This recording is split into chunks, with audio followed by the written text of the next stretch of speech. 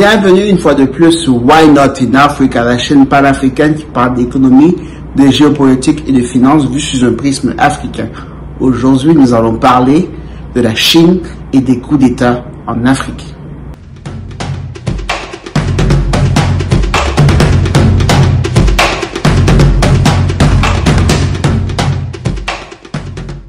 Rebonjour sur Why Not in Africa, la chaîne qui parle d'économie, de géopolitique et de finances vue sous un prisme africain.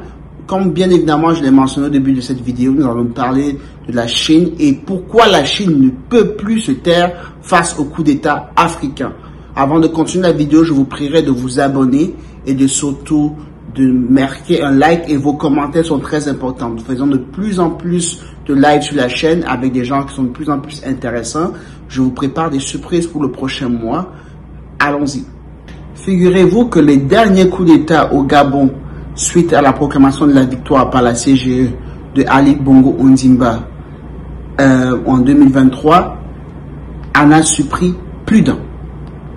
En effet, la Chine a été l'une des premières nations à réagir avec véhémence auprès des nouvelles autorités à Libreville en demandant un respect de l'autorité du président Ali Bongo Ondimba et le respect de son intégrité.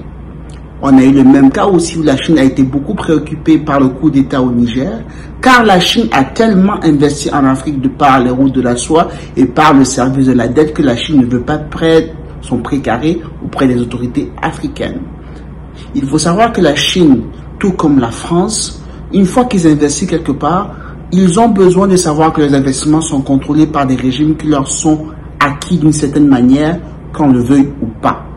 Et oui, la Chine a longtemps réagi avec le Gabon et aujourd'hui, je vais vous expliquer pourquoi. Figurez-vous que la Chine et le Gabon ont signé des accords militaires permettant à la Chine d'avoir une base militaire au Gabon, pas plus tard qu'au début de cette année.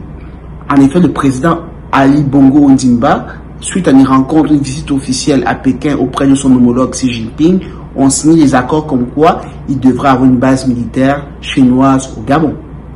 En plus de cela, ne serait-ce que pour l'année 2022, les autorités chinoises et gabonaises ont remarqué une exportation accrue des produits gabonais constitués de pétrole et de bois en Chine de près de 2400 milliards de francs CFA, ce qui représente une augmentation significative année après année, year to year, de 50% des échanges commerciaux avec la Chine, ce qui fait que la Chine est devenue le premier partenaire économique du Gabon et le deuxième, figurez-vous que ce n'est même pas la France, il s'agit de l'Inde. Donc la Chine avait une place tellement importante sur la place librevilloise qu'elle ne pouvait rester bouche bée face au désordre qui s'était installé. Heureusement pour les Chinois, actuellement, à Libreville, nous avons une autorité qui a garanti tous les ressortissants occidentaux, même le service de la dette, et qui a garanti la continuité de l'État. Et on a annoncé depuis le 8 septembre 2023 un nouveau Premier ministre qui est M. Dong Sima, qui de par sa nature et de par les services qu'il avait rendus auparavant, fait l'unanimité. Nous avons vu par la suite alors que la Chine est devenue une nation, tout comme les autres, qui se mêlent des problèmes intérieurs des pays respectifs, ce qui est une toute première. Et c'est l'une des raisons pour laquelle la Chine ne peut plus rester muette face aux problèmes africains. Le deuxième cas de figure de coup d'État dans lequel la Chine n'a pas pu rester tranquille auprès des autorités africaines, nous avons le cas de figure du Niger. Suite au coup d'État perpétué par le général Tchani au Niger, qui a destitué le président Bazoum au pouvoir, nous avons les autorités chinoises qui étaient très inquiètes, qui ont rendu des visites de plus en plus promptues aux nouvelles autorités de Niamey. Et l'une des raisons pour laquelle la Chine est de plus en plus préoccupée par ce qui se passe dans les coups d'État en Afrique, c'est aussi le secteur économique au Niger. En effet, la Chine est le deuxième partenaire économique du Niger sur deux secteurs extrêmement stratégiques. Alors, le premier secteur, c'est le pétrole. PetroChina a énormément investi à Niamey, en Chine, avec la construction dans la zone de Zinder d'une raffinerie de 20 000 barils par jour qui pourrait exploiter le pétrole nigérien et alimenter toute cette sous-région au niveau, surtout du marché intérieur du Niger. Mais aussi, PetroChina a financé d'une certaine manière, d'un pourcentage très important, l'oléoduc qui part de Niamey jusqu'au port de Cotonou, au Bénin, pour pouvoir exporter les produits pétroliers du Niger. Donc la Chine a des intérêts de plus en plus prépondérants qui ne veulent pas perdre. Mais en plus, la fameuse uranium qui déchaîne tant de passion quand il s'agit des autorités françaises, et Orano en particulier, est aussi l'une des raisons pour laquelle la Chine ne veut pas abandonner le Niger. En effet, CNNC,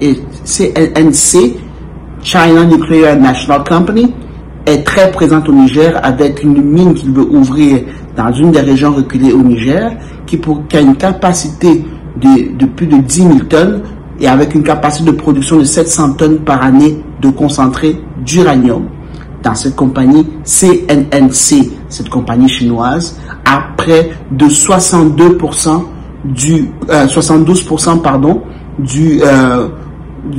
de la co-entreprise formée avec le gouvernement de Niamey. Mais en plus de cela aussi, la Chine a fait un prêt de presque 650 millions de yuan auprès des autorités nigérianes pour les aider comme aide au développement. Donc la Chine a des intérêts de plus en plus présents au Niger qui devient une plaque tournante, sans oublier aussi les autorités américaines sur le territoire. Le dernier exemple va vous montrer à quel point la Chine ne peut plus se taire concernant les coups d'État en Afrique. Alors le dernier exemple en date, c'est un vieux coup d'État, celui de la Guinée-Conakry, où la Chine a pu décrocher le contrat du siècle, littéralement. Avec les premières réserves de bauxite au monde, la Guinée-Conakry a signé un contrat avec 2 entreprises chinoises dernièrement pour pouvoir exploiter une partie du gisement de Simandou. La fameuse montagne de Simandou, ou chaîne de montagnes de Simandou dans la Guinée forestière, révèle un appétit énorme de par la bauxite qu'elle contient. Je vous rappelle que la bauxite peut servir à fabriquer de l'aluminium, qui est de plus en plus prisé aussi dans ce qu'on appelle la transition écologique que tous les pays actuellement se sont engagés. Donc la Chine a signé des contrats énormes, non seulement pour exploiter cette bauxite, mais aussi pour construire la voie de chemin de fer, pour pouvoir exporter cette bauxite depuis Simandou jusqu'à la côte guinéenne. On parle de plusieurs dizaines de milliards de dollars d'investissement, mais surtout de revenus pour les deux parties. Ce qu'il faut retenir de ce qu'on dit actuellement, c'est qu'on ne connaît pas exactement qu'est-ce qui se passe au niveau de ces contrats, dont la Chine devient une puissance clairement à la française qui va développer et qui va pouvoir contrôler sa part de ressources. Ce que j'ai oublié de signaler pour le cas nigérien, c'est que jusqu'à présent, nous ne savons pas combien les Chinois payent la tonne ou le kilogramme d'uranium au Niger. Je signale pour nos téléspectateurs et nos internautes que actuellement sur le marché, à ma dernière revue sur les marchés, on payait 1 kg d'uranium à $300. Donc imaginez-vous un seul instant les revenus que pourraient engager de telles mines pour le Niger. Alors merci de nous avoir écouté une fois de plus. C'était un exemple pour vous montrer à quel point l'imbrication des économies entre la Chine et l'Afrique montre le besoin d'ingérence d'une manière ou d'une autre de la Chine dans nos affaires intérieures. La Chine va tôt ou tard devoir prendre une place prépondérante sur nos places africaines pour s'assurer que les régimes au pouvoir vont satisfaire ses velléités de puissance et sa voracité en termes de minerais. J'aurais pu citer des exemples comme au Congo où ils prévoient de construire des mines qui vont pouvoir générer 600 000 tonnes de cuivre dans la zone de Katanga par année. J'aurais pu citer l'Égypte ou des projets de lithium au Mali, mais je m'arrête là. Alors, nous, chers Africains, il faut qu'on comprenne que nos minerais, notre marché intérieur sont une donnée importante. Mais pourquoi la Chine ne réagit pas ainsi ailleurs, mais chez nous, ils font ainsi? Ils le font tout simplement parce que nos régimes restent pour l'instant des régimes assez faibles et dont la politique intérieure intéresse les puissances qui investissent chez nous. Et mettez-vous un instant à la place de ces puissances telles que la France, l'Espagne, l'Italie, la Russie, ou bien les États-Unis, ou bien même la Chine. Où pensez-vous pouvoir investir dans un territoire sans avoir droit de regard sur ce territoire, sans s'assurer que ce territoire et une stabilité vous permettrait de garantir d'investissement pour votre business futur? Je crois bien que non. Alors, il serait temps de le comprendre. Merci d'avoir écouté une fois de plus Why Not in Africa. Surtout, restez zen et abonnez-vous les gars.